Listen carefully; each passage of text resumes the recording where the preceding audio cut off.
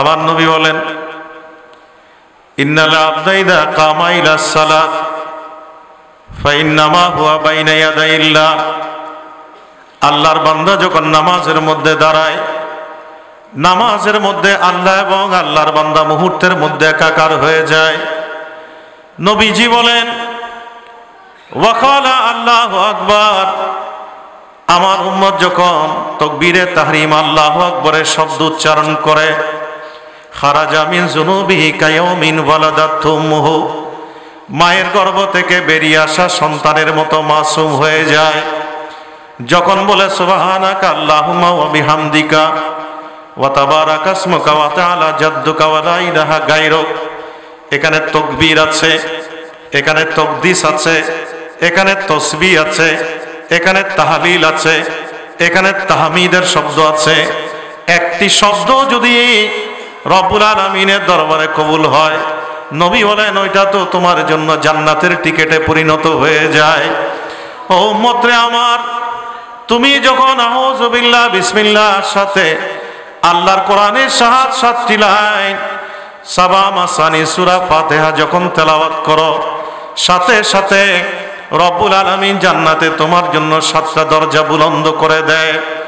আমরা যখন আল্লাহর কোরআন তেলাওয়াত করি, একটু আগে আমাদের মাসুম সন্তান এত চমৎকার করে আল্লাহর কোরআন তেলাওয়াত করেছে, আমাদের মনের পৃথিবী ধুমরে মুছড়ে কোরআনের দিকে নিয়ে গেছে। কথা বলেন ঠিক কিনা? এই কোরআন শুনতে এতই মধুর, এতই ভালো লাগে। আমার আল্লাহ কোরআনকে সুমধুর বানিয়েছেন।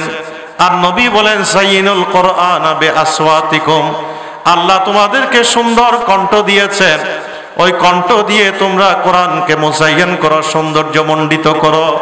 ফাইন্না সাউতাল হাসানা ইয়াজিদুল কোরআনা হুসনা, সুন্দর কণ্ঠে, সুললিত কণ্ঠে, চমৎকার বাচন শৈলীতে আল্লাহর কোরআন যখন তেলাওয়াত হয়, আমার আল্লাহ কোরআনের সৌন্দর্য আরো বাড়িয়ে দেয়।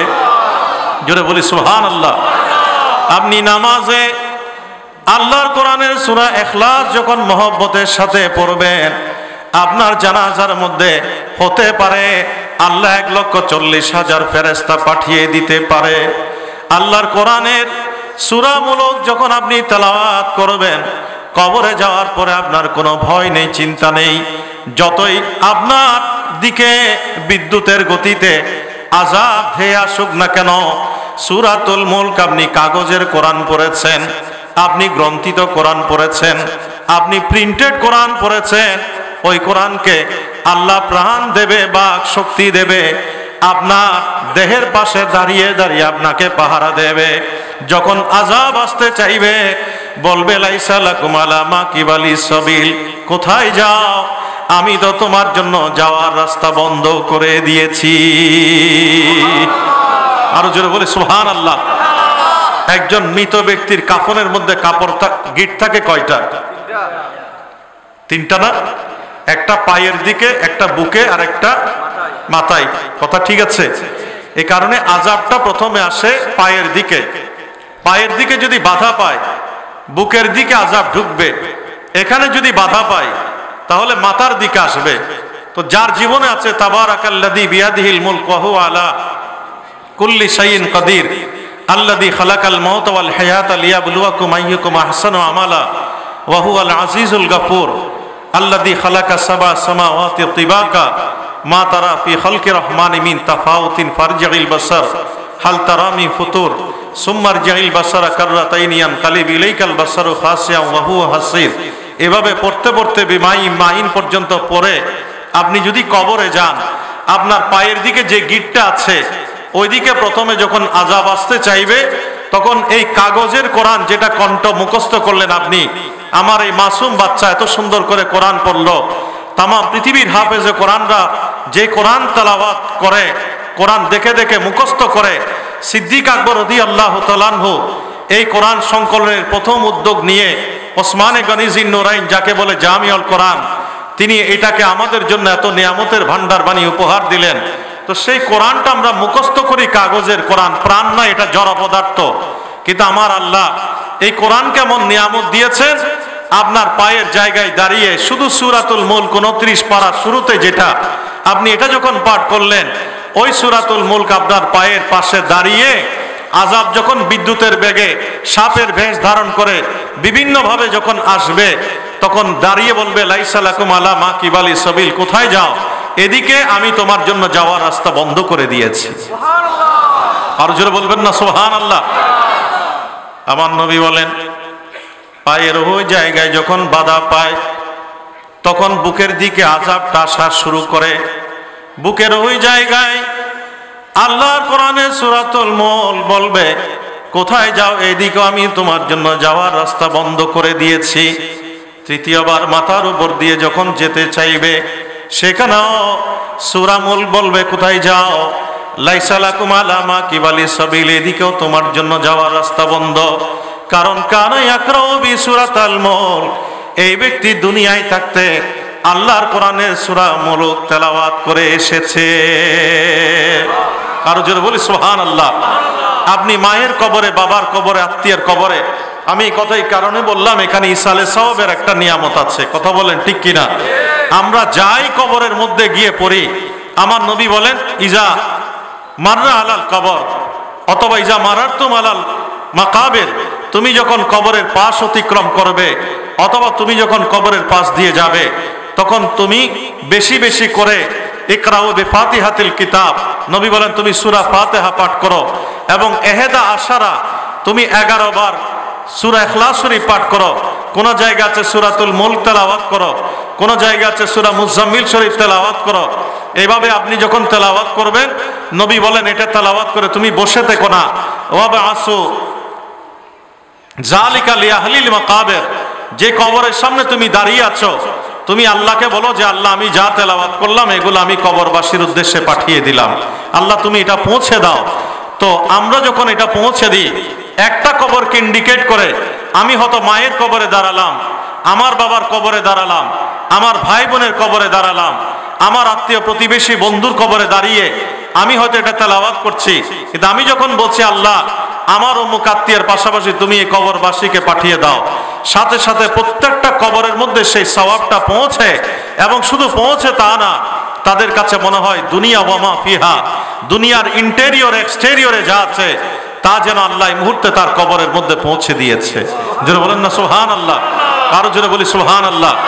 আমি হয়তো ভুলে যাব, সেই কারণে প্রসঙ্গক্রমে, যেহেতু এটা একটা সাবজেক্ট, আমি আপনাদের ঈমান আকীদা পরিষ্কার করার জন্য আমি বলি, নবীর দরবারে সাহাবারা আসলেন, বললেন ইয়া রাসূলুল্লাহ ইন্না নাতাসাদদাকু আন মাউতানা, আমরা আমাদের মৃত ব্যক্তিদের জন্য দান সদকা করি, ওয়া নাহুজ্জু আনহুম, আমরা তাদের জন্য বদলা হজ করি, ওয়া নাদউ লাহুম।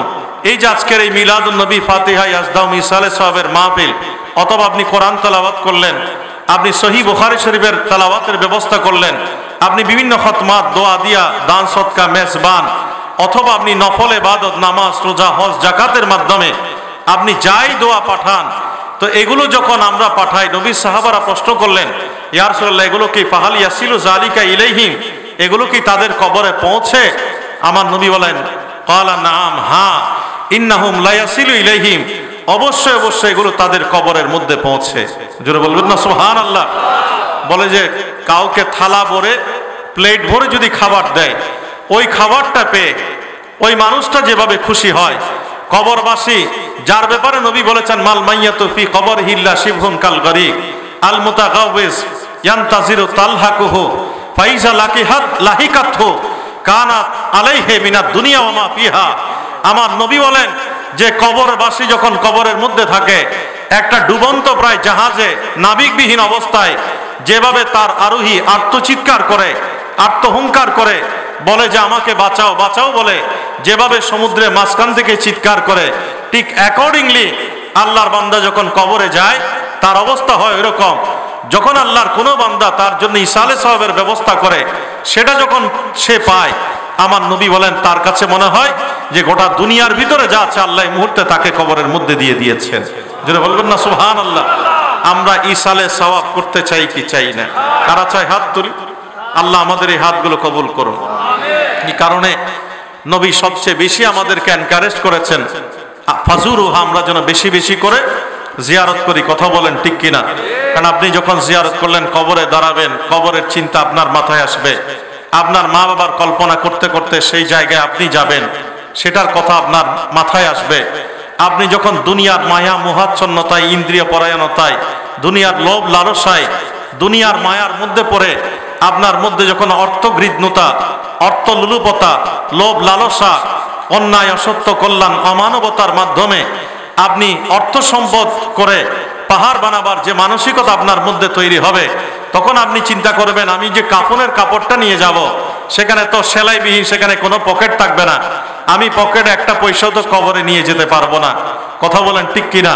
তো কবরবাসীকে কল্পনা করে করে আপনার মধ্যে একটা রিয়েলাইজেশন হবে, আপনার মধ্যে একটা আত্মজিজ্ঞাসা জাগ্রত হবে, আপনার মধ্যে নিজের কাছে নিজে প্রশ্ন জিজ্ঞেস করবেন যে আমিও তো একই পথের যাত্রী, এখানে তো আমাকেও আসতে হবে। যে কারণ ওসমানে গনি জিন্নুরাইন রাদিয়াল্লাহু তাআলা আনহু যখন কবরের পাশ অতিক্রম করতেন, তখন তিনি সবচেয়ে বেশি কাঁদতেন। সাহাবারা জিজ্ঞেস করতেন, ও আমিরুল মুমিনিন, তুমি এত কাঁদো কেন কবরের পাশে দাঁড়িয়ে? বলে, মাটির নিচে কবরবাসী কি করছে সেটা যদি তোমরা দেখতে পেতে। আল্লাহ যাদেরকে কসফুল কবর দিয়েছেন, যারা দুনিয়ায় মাটির উপরে দাঁড়িয়ে মাটির নিচে কি হচ্ছে সেটা দেখতে পায়, তারা দুনিয়ার কথা চিন্তা করতো না, তারা কেবল কবর নিয়ে ভাবতো। এটা ওসমানে গনি জিন্নুরাইনের কথা। জোরে বলেন সুবহানাল্লাহ, আরো জোরে বলি সুবহানাল্লাহ। সে কারণে আমার নবী বলেন, আমাদের মধ্যে যেন নিজের মধ্যে নিজের প্রশ্ন তৈরি হয়, আত্মজিজ্ঞাসা যেন তৈরি হয়, আমাদের কলবের পরিষ্কারের যন্ত্র যেন আমরা নিজেরা আবিষ্কার করতে পারি। সে কারণে আল্লাহর হাবিব আমাদেরকে বেশি বেশি করে জিয়ারত করতে বলেছেন।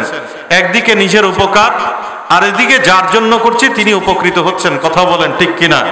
সে কারণে আজকের এই মাহফিল যথার্থ সার্থক একটা বিষয়।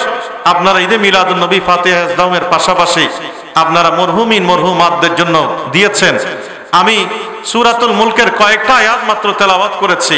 এটার পেছনে অন্যতম একটা উদ্দেশ্য, আমি ম্যাক্সিমাম মাহফিলের মধ্যে এটা উচ্চারণ করি, কারণ আমাদের ডানে বামে যতগুলো মকবর আছে, যতগুলো কবর আছে, কবরের মধ্যে যতক্ষণ পর্যন্ত এই শব্দগুলো বেজে উঠছে, আল্লাহর কোরআনের সূরা মুলকের শব্দ কবরে যাওয়ার সাথে সাথে খোদার কসম এই এলাকার কবরের মধ্যে এখন আযাব বন্ধ হয়ে যাচ্ছে। জোরে বলবেন না সুবহানাল্লাহ? আর জোরে বলেন না সুবহানাল্লাহ? নবীর দরবারে সাহাবী বলেন, ইয়া রাসূলুল্লাহ, আমি কালকে এক জায়গা থেকে আরেক জায়গায় যাচ্ছিলাম, বাই দিস টাইম আমি দেখলাম একটা কবর থেকে সূরাতুল মুলকের শব্দ ভেসে আসছে। তো আমার নবী বলেন, তো অবশ্যই, কারণ ওই ব্যক্তি সূরা মুলক দুনিয়ায় তেলাওয়াত করেছে, তার কবরের মধ্যে আল্লাহ সূরা মুলকের তেলাওয়াত জারি করে দিয়েছে। জোরে বলবেন না সুবহানাল্লাহ? এরপরে নবীজি বলেন, হিয়াল মানিয়া হিয়াল মুনজিয়া তুনজিহি মিন আযাবিল কবর, এটা বাধা দানকারী, আযাব যখন আসে পার্টিশন আর দেয়াল হয়ে যায়, এটা নাজাত দানকারী, এটা মানুষকে মুক্তি দেয়। তুনজিহি মিন আযাবিল কবর, আযাব যখন বিদ্যুতের বেগে আসে তখন সূরাতুল মুলক তার সামনে একটা দেয়াল আর পার্টিশন তৈরি করে দেয়।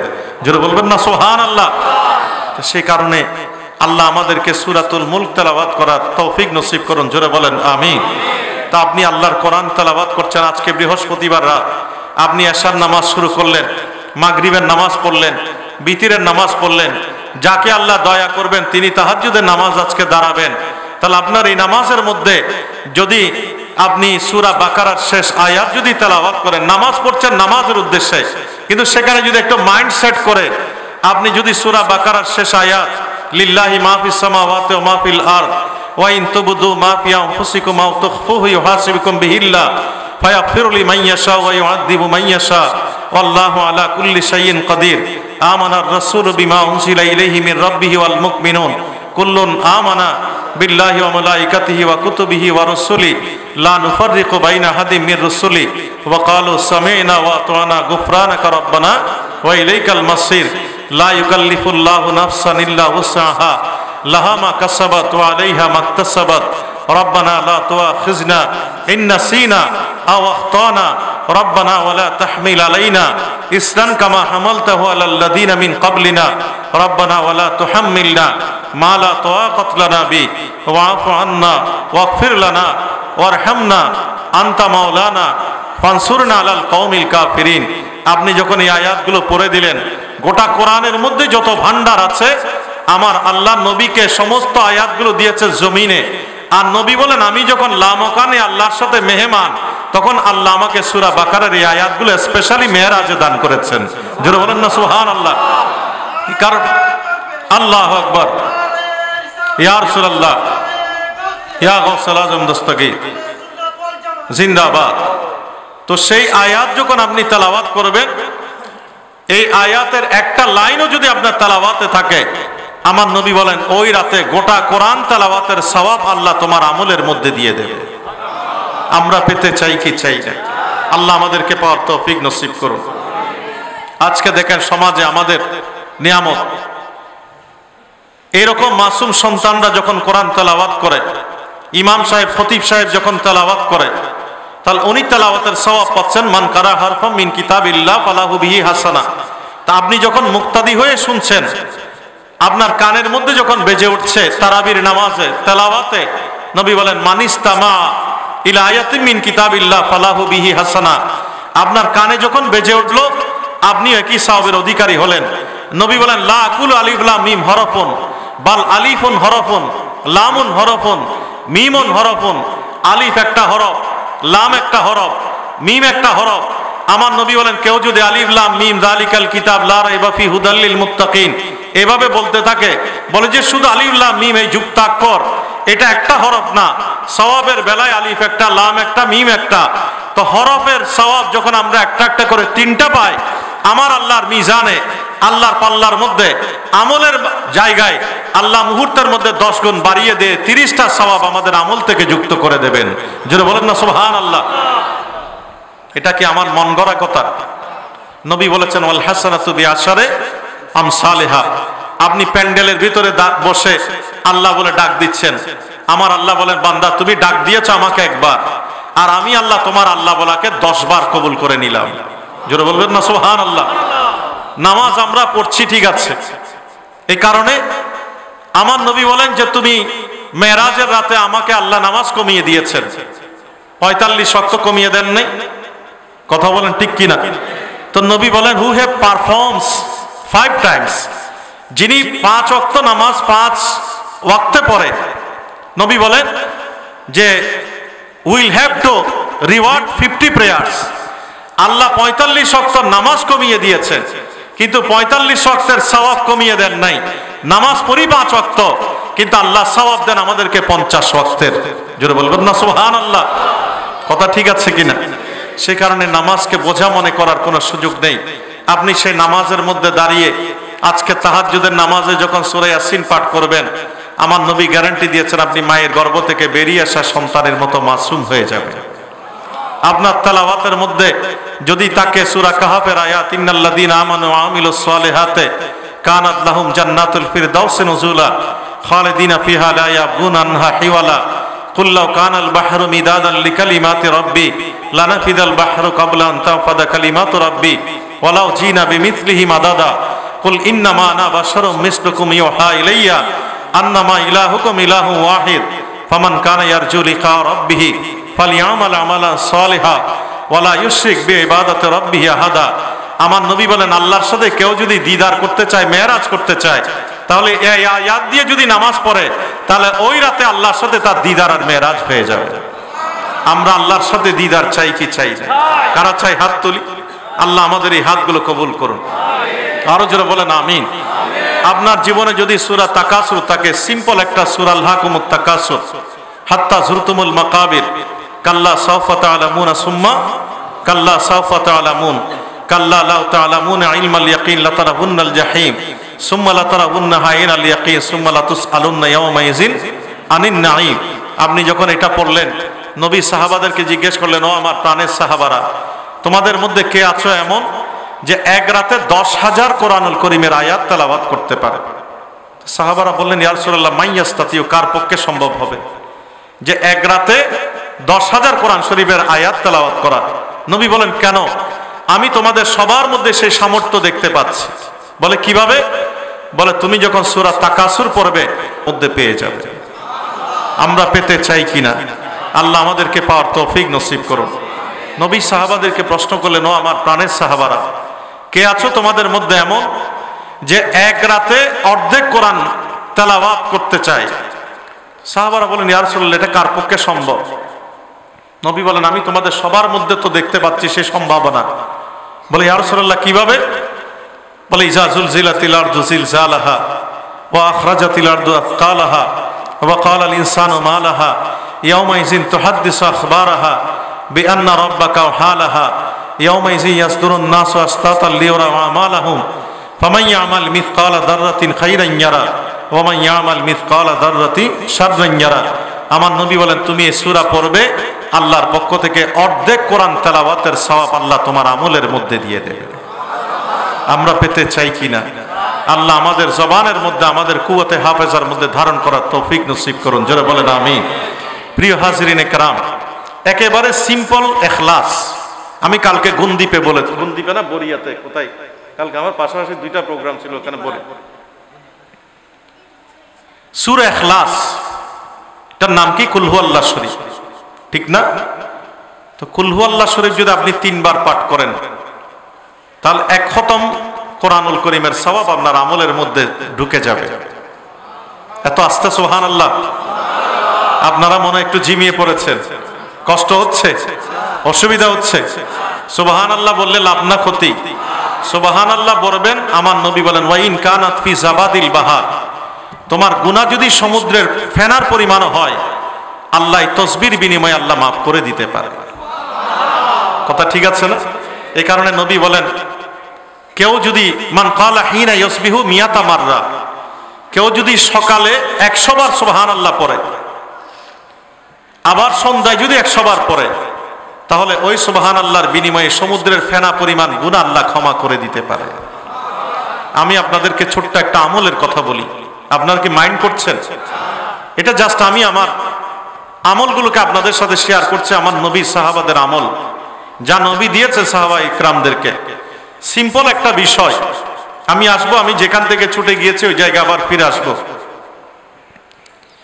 আল্লাহর হাবিব বলছেন, এমন একটা আমল আছে যে আমলের আমলকারী হচ্ছে অবশ্যই জান্নাতি, ঠিক আছে না? কিন্তু আমলকারী হচ্ছে কম। কথাটা একটু মন দিয়ে শুনবেন। তো সাহাবারা কৌতূহল উদ্দীপক হয়ে নবীর চেহারায় আনোয়ারের দিকে তাকিয়ে আছে। তখন আল্লাহর হাবিব বলছেন, হাতের আঙ্গুলের মধ্যে আইয়াকিদিহা বিয়াদিহি, নবীর এভাবে গুনছেন, সুবহানাল্লাহ সুবহানাল্লাহ সুবহানাল্লাহ বলতে বলতে এখানে আসলেন। কয়বার হলো একটু বলেন না? কয়বার? 10 বার। আলহামদুলিল্লাহ আলহামদুলিল্লাহ বলতে বলতে এখানে আসলে কয়বার? আবার আল্লাহু আকবার এভাবে বললেন, নবী এখানে আসলেন, কয়বার হলো? 10 বার। তো নবী বলেন, ফি কুল্লি দুবুরে সালাতিন মাকতুবাতিন, প্রত্যেক ফরজ নামাজের পরে কেউ যদি এভাবে 10 বার 10 বার 30 বার পাঠ করে, নবী সাহাবাদেরকে প্রশ্ন করলেন যে 5 ওয়াক্ত নামাজে কয়বার হয়? সাহাবারা বলেন 150 বার, 150। নবীজি বলেন, তুমি যখন ঘুমের বিছানায় যাবে, বিছানার মধ্যে তোমার ঘুম হচ্ছে না, তুমি ঘুমের ওষুধ খেলে, আমরা অনেক ছটফট করি, পৃথিবীর মধ্যে ঘুমের বিছানায় গিয়ে ঘুম না হওয়ার মতো যন্ত্রণা কষ্ট আর সৃষ্টি জগতে নাই। কথা বলেন ঠিক কিনা? যার জীবনে একবারের জন্য ঘুমের ওষুধ ছাড়া ঘুম হয় নাই, আমি ওই আল্লাহর বান্দা বান্দিকে বলবো যে আপনি হজের মধ্যে আরাফার ময়দানে যাওয়ার পরে, আরাফা থেকে যে রাতে আমরা মুজদালিফার রাতে যাই, ওই মুজদালিফার জমিনে আপনি এইরকম খোলা আকাশের নিচে, উপরে কোনো প্যান্ডেল নাই, শামিয়ানা নাই, পাশে গাড়ির কালো ধোঁয়া, আবার ওখানে কুকুর বেড়াল শুয়ে আছে, পাথর খণ্ড, যে পাথরগুলো খুঁজে নিয়ে আমরা পরের দিন পাথর শয়তানকে মারার জন্য। কথা বলেন ঠিক কিনা? ওই মুজদালিফার খোলা আকাশে, বালির উপরে, মাটির উপরে আপনি যখন শুয়ে পড়বেন, দেখবেন যিনি সারা জীবন ওষুধ ছাড়া ঘুমায় নাই, উনি দেখবেন যে 5 সেকেন্ডের মধ্যে আল্লাহ ওনাকে পৃথিবীর সেরা ঘুমের আরাম এনে দিয়েছে। জোরে বলবেন না সুবহানাল্লাহ? আরো জোরে বলেন না সুবহানাল্লাহ? আমি আপনাদের আরেকটা নিয়ামতের কথা বলি, যাদের এরকম সমস্যা আছে, আমার নবীর আমল নেবেন, আপনার রাতে ওযু করে ঘুমাবেন, ঘুমের বিছানায় যেভাবে আমরা ফজরের নামাজের পরে 33 বার সুবহানাল্লাহ পড়ি, 33 বার আলহামদুলিল্লাহ পড়ি, আল্লাহু আকবার কয়বার পড়ি? একটু বলেন না কয়বার? আচ্ছা, এই দুইটা 33 বার, এটা 34 বার কেন হলো? প্রশ্ন আসে না? এটা 100 মিলানোর জন্য আল্লাহর হাবিব পরেরটা 34 বার বলেছে। কেউ যদি মনে করে আমি 33 99 বার পড়ব, তাহলে তার জন্য আমার নবী বলেন, তুমি লা ইলাহা ইল্লাল্লাহু ওয়াহদাহু লা শারীকা লাহু লাহুল মুলকু ওয়া লাহুল হামদ ইউহয়ী ওয়া ইউমীতু ওয়া হুয়া আলা কুল্লি শাইইন কাদির। বলে যে এটা পরে তুমি 100 বার মিলিয়ে দাও, দুনিয়ার কোনো আমল নিয়ে আপনি জান্নাতে যেতে না পারলেও আপনি এই লা ইলাহা ইল্লাল্লাহু ওয়াহদাহু লা শারীকা লাহুল মুলকু ওয়া লাহুল হামদ এই আমলের বিনিময়ে আল্লাহ আপনাকে জান্নাত দেবে। গ্যারান্টি কে দিয়েছেন? আরো জোরে, আরো গলা ফাটিয়ে, আরো চিৎকার দিয়ে, আরো মহব্বতের সাথে। প্রিয় হাজিরিনে কেরাম, আমার নবী বলেন, উম্মত তুমি যখন ঘুমের বিছানায় যাও, ফজর আর আসরের মতো তুমি ওই 33 বার 34 বার 100 বার পড়ে দেবে। তাহলে এইদিকে হলো 100 বার, 5 ওয়াক্ত নামাজের মধ্যে হলো 150 বার, মোট কয়বার হলো? একটু আওয়াজ দেন না, কয়বার হলো? 250 বার। তো নবী বলেন এটা তোমার হিসাবও 250, আমার হিসাবও 250, ঠিক আছে, কিন্তু আল্লাহর হিসাবে এটা 250 বার না, আল্লাহ এটাকে 10 গুণ যখন বাড়িয়ে দেবে এটা হয়ে যাবে 2500। আমার নবী সাহাবাদেরকে প্রশ্ন করলেন, ও আমার প্রাণের সাহাবারা, আমার উম্মতের মধ্যে আজকে দিনের একজন ব্যক্তিকে দেখাও যে সকাল থেকে পর্যন্ত 2500টা গুনাহ করেছে গুনে গুনে।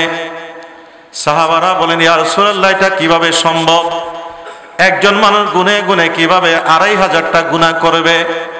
নবীজি বলেন, 2500 গুনাহ করা তোমার পক্ষে সম্ভব না, কিন্তু 2500 সওয়াবের ভান্ডার নিয়ে তুমি রাতে ঘুমিয়ে গেলে। আরো জোরে বলেন সুবহানাল্লাহ। সাহাবারা আদবের সাথে প্রশ্ন করলেন, ইয়া রাসূলুল্লাহ আপনি বলেছেন আমলকারী কম, আমরা দেখতে পাচ্ছি এটা একেবারে সহজ আমল, এই আমল করতে তো আমাদের কোনো সমস্যা নেই। আমার নবী বলেন, আমি দেখতে পাচ্ছি আমলকারী কম হবে, কারণ আমার উম্মত যখন আমল করতে চাইবে নামাজের পরে, তখন শয়তান তাকে ধোঁকা দেবে। একবার আজান যখন হয়, শয়তান ওই এরিয়া ছেড়ে পালিয়ে যায়।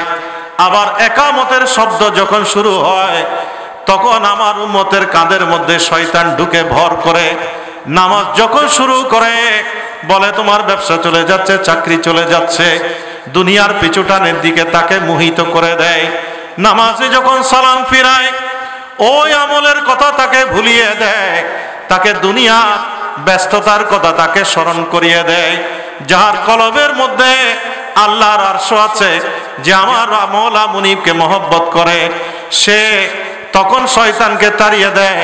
কারণ আমার আল্লাহ তখন ডেকে ডেকে বলে, ও বান্দারে আমার, আনা খায়রুম মিম্মান তালতাফাতা ইলাই, তুমি কিসের দিকে মুখ ফিরাও?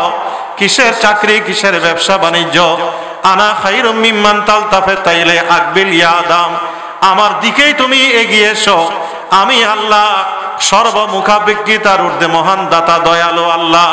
আমি তোমার যাই নামাজের মধ্যে আছি, আমি দাতা তোমার সামনে আছি, দুনিয়ার কোনো কিছুর দিকে মুখাপেক্ষী হতে হবে না। আমি আল্লাহর দিকে তুমি রুজু হও, আমি আল্লাহ দুনিয়া আখিরাতের ভান্ডার তোমাকে দিয়ে দেব। আরো জোরে বলি সুবহানাল্লাহ।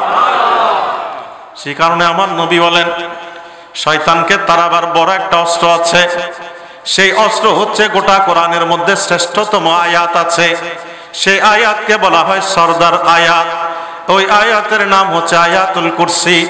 আল্লাহু লা ইলাহা ইল্লা হুয়াল হাইয়ুল কাইয়্যুম লা তাখুযুহু সিনাতুন ওয়ালা নাওম লাহু মা ফিস সামাওয়াতি ওয়া মা ফিল আরদ মান যাল্লাযী ইয়াশফা'ু ইনদাহু ইল্লা বিইযনি ইয়ালামু মা বাইনা আইদিহিম ওয়া মা খালফাহুম ওয়া লা ইউহিতুনা বিশাইইন মিন ইলমিহি ইল্লা বিমা শাআ ওয়াসি'a কুরসিয়্যুহুস সামাওয়াতি ওয়াল আরদ ওয়া লা ইয়াউদুহু হিফযুহুমা ওয়া হুয়াল আলিয়্যুল আযীম। আমার নবী বলেন, প্রত্যেকটি 5 ওয়াক্ত নামাজের পরে যে উম্মতের আমলের মধ্যে আয়াতুল কুরসি থাকে, শয়তান তাকে বিপদগামী করতে পারে না, শয়তান তাকে আমল ভুলিয়ে দিতে পারে না। নট অনলি দ্যাট, আমি নবী গ্যারান্টি দিয়ে বলতে চাই, যার 5 ওয়াক্ত নামাজের পরে এই আয়াতুল কুরসির আমল আছে, আমি নবী গ্যারান্টি দিয়ে বলতে চাই, জান্নাত থেকে কেউ তাকে রোধ করতে পারবে না। একমাত্র মৃত্যুই তার জন্য বাধা, মৃত্যুই তার জন্য অপেক্ষার পালা। মৃত্যু না হলে সে তো কবরে যেতে পারবে না। আয়াতুল কুরসি তার কবরটা মৃত্যুর সাথে সাথে জান্নাতের বাগান বানিয়ে দেবে। আল্লাহু আকবার। ইয়া রাসূলুল্লাহ, ইয়া গাউসুল আজম দস্তগীর জিন্দাবাদ, জিন্দাবাদ, জিন্দাবাদ। তো আপনি আপনার জীবনের মধ্যে যখন এটা থাকবে, আমার নবী বলেন জান্নাত চাইতে হবে না, মৃত্যুর সাথে সাথে জান্নাতের সুবাস, জান্নাতের ঘ্রাণ তুমি কবরের মধ্যে পাওয়া শুরু করবে। আমরা পেতে চাই কিনা? আল্লাহ আমাদেরকে পাওয়ার তৌফিক নসিব করুন। তা আমার নবী মৃত্যুকে অপেক্ষা কেন বললেন? কারণ মৃত্যু কারো জন্য গজব, মৃত্যু কারো জন্য নিয়ামত, মৃত্যু কারো জন্য জাহান্নাম, মৃত্যু কারো জন্য জান্নাত। কথা বলেন ঠিক কিনা? এই কারণে মায়েশা সিদ্দিকা রাদিয়াল্লাহু তাআলা আনহার সামনে আমার নবী যখন এই নিয়ামতের কথাগুলো বলছেন, তখন আমার নবী বলেন তোহফাতুল মুমিনে আল মউত, মুমিন বান্দার জন্য মৃত্যুটা হচ্ছে একটা তোহফা। এটা দুনিয়াটা তার জন্য কয়েদখানা, দুনিয়া তার ভালো লাগে না। ওই মানুষ যারা দুনিয়া বিমুখ, তারা কবরে যাওয়ার সাথে সাথে মৃত্যু একটা সাঁকু। আমরা যেভাবে কর্ণফুলী, এটা কি বলে কি কর্ণফুলী ব্রিজ, না কর্ণফুলী ব্রিজ, শাহ আমানত ব্রিজ পার হয়ে যেভাবে আনোয়ারায় ঢুকেছি, ওই ব্রিজটা না হলে আমরা এত দ্রুত আসতে পারতাম না। কথা বলেন ঠিক কিনা? এটা হচ্ছে একটা সাঁকু। আমার নবী বলেন মুমিন বান্দাদের জন্য মৃত্যু হচ্ছে একটা সাঁকু। তিনি দুনিয়ার এই পারে আছেন, আর মৃত্যু যখন হলো তিনি আরেকটা ওই পারে চলে গেলেন। এই দুনিয়ার কয়েদখানা, জেলখানা ছেড়ে তিনি জান্নাতের মধ্যে ঢুকে যেতে পারে, যদি জান্নাতের কাজ দুনিয়ার মধ্যে তিনি করে যেতে পারে। সে কারণে আমার নবী বলেন কারো জন্য মৃত্যুটা তোহফা। তো মায়েশা সিদ্দিকা আমার নবীকে বলেন ইয়া রাসূলুল্লাহ, তাহলে আমরা বেশি বেশি করে মৃত্যু কামনা করি? আমার নবী বলেন না, মৃত্যু হারাম, মৃত্যু কামনা করবে না, বরং তুমি আল্লাহকে বলবে আল্লাহ ততক্ষণ পর্যন্ত তুমি আমাকে বাঁচিয়ে রাখো যতক্ষণ আমার হায়াতটা তুমি ভালো মনে করো, আর ততদিন পর্যন্ত আমাকে হায়াত দাও, সেই হায়াত যেন আমি নেক আমলের মধ্যে কাটাতে পারি। নবী বলেন তুমি আল্লাহর কাছে নেক হায়াত কামনা করবে, কারণে এক সেকেন্ড যদি তুমি বেশি বাঁচো, তাহলে একটি নেক আমল তুমি আল্লাহর দরবারে বেশি পেশ করতে পারবে। জোরে বলেন না সুবহানাল্লাহ। সে কারণে আল্লাহ আমাদেরকে নেক আমলের প্রতিযোগিতা করার তৌফিক নসিব করুন। আরো জোরে বলেন আমিন। আপনাদের কি কষ্ট হচ্ছে, অসুবিধা হচ্ছে? আপনার সন্তান মদের আড্ডায়, জুয়ার আড্ডায়, আমি সবসময় কথা বলি, ইব্রাহিম খলিলুল্লাহ আলাইহিস সালাম আল্লাহকে দোয়া করেছেন যে আল্লাহ তুমি আমাকে সন্তান দিয়েছো, আমি তোমার দরবারে শুকরিয়া আদায় করছি, আলহামদুলিল্লাহিল্লাযী, তুমি ওই আল্লাহর দরবারে আমি শুকরিয়া আদায় করছি আলাল কিবারে, বৃদ্ধ অবস্থায় তুমি আমাকে ইসমাইল ইসহাককে দান করেছো। তো দোয়া করতে করতে তিনি বলছেন রব্বি জাআলনি মুকিমাস সালাত ওয়া মিন যুররিয়াতি রব্বানা ওয়া তাকাব্বাল দুআ। কোন সন্তান যদি, কোন মা বাবা বিপদগামী সন্তানকে মাইন্ড সেট আপ করে, তাসাউর করে, চেহারাটা অঙ্কন করে যদি আল্লাহ দরবারে কোরআনুল কারীমের আয়াত পড়ে পড়ে, বারবার পড়ে পড়ে যদি তার বিপদগামিতা থেকে তাকে ফিরে আনতে চায়, দেখবেন ওই সন্তান মদের আড্ডা, জুয়ার আড্ডা ছেড়ে হাউজে কাউসারের পানি পান করার জন্য তাহাজ্জুদের নামাজের মুসল্লিতে পরিণত হয়ে গিয়েছে। সুবহানাল্লাহ। আরো জোরে বলবেন না সুবহানাল্লাহ।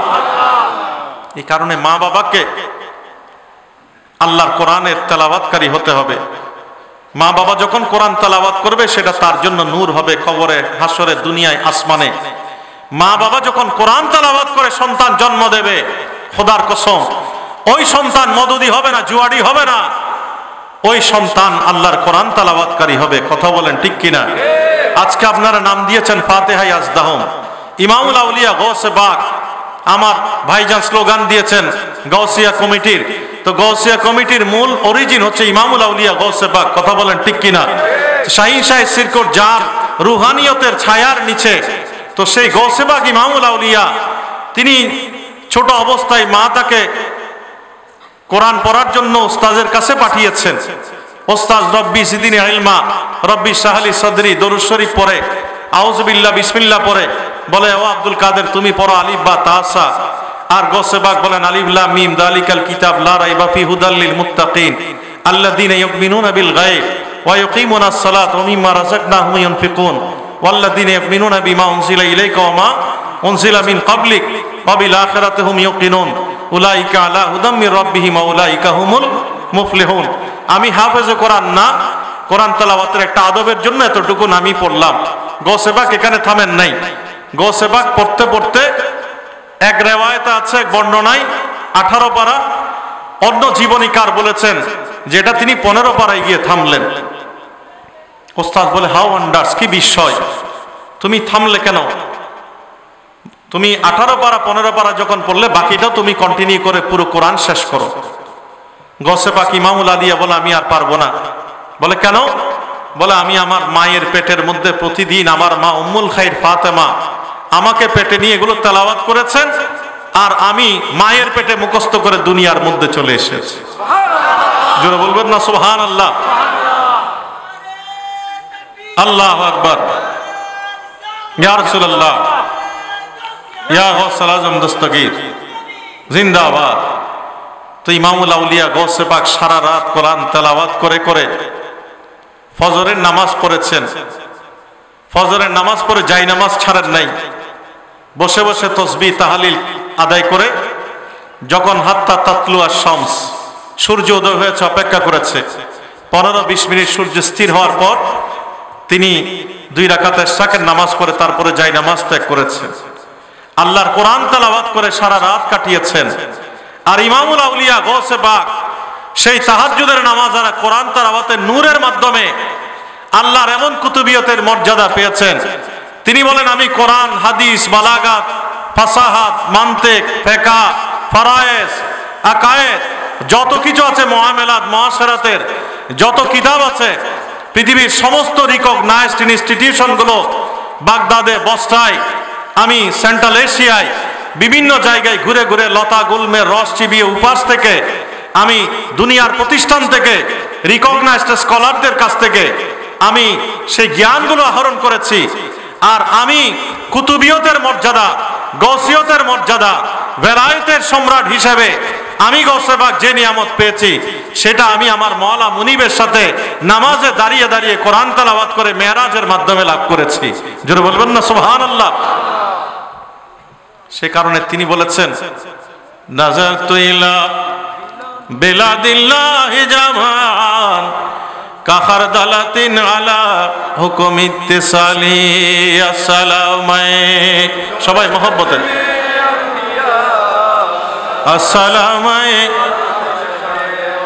দারাস্তুল ইলমা হাত্তা সিরতু কুতুবান ওয়ানিলতু সাদামি মাওলাল মাওয়ালি। আসসালামু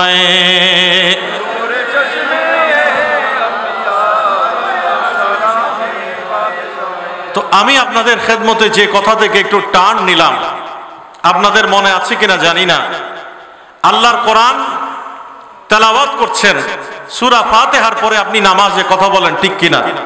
তা আপনি কোরআন তেলাওয়াত করে গেলেন রুকুর মধ্যে, আপনি বলছেন সুবহান রাব্বিয়াল আযীম। মহব্বতের তাসবিহ যদি হয়, ওইটাই তো আপনার নাজাত, আপনার মেরাজের ঠিকানা। ইমাম সাহেব বলছেন সামি আল্লাহু লিমান হামিদা, আপনি বলছেন রব্বানা লাকাল হামদ। কথা বলেন, ঠিক কিনা? আমরা তো নামাজের মধ্যে দাঁড়িয়ে জাস্ট এটা কালচার হিসেবে পড়ে ফেলি, একটু ভেবে দেখি না, চিন্তা করি না।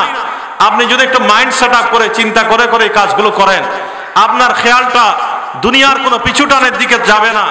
নামাজে খুশু থাকবে, খুজু থাকবে, একাগ্রতা থাকবে, বিনম্রতা থাকবে, আল্লাহর প্রতি হার্ট কনসেন্ট্রেশন থাকবে। আপনি যখন মাইন্ড সেট আপ করে আপনি সুবহান রাব্বিয়াল আযীম পড়তে পড়তে ইমাম সাহেবের পেছনে রব্বানা লাকাল হামদ নবীর হাদিসের আমল অনুযায়ী যদি করেন, আমার নবী ইমাম আর মুক্তাদি হচ্ছে নবীর সাহাবারা। নবী যখন বললেন সামি আল্লাহু লিমান হামিদা, একজন মুক্তাদি বলে রব্বানা লাকাল হামদ হামদান কাসীরান তাইয়্যিবান মুবারাকা।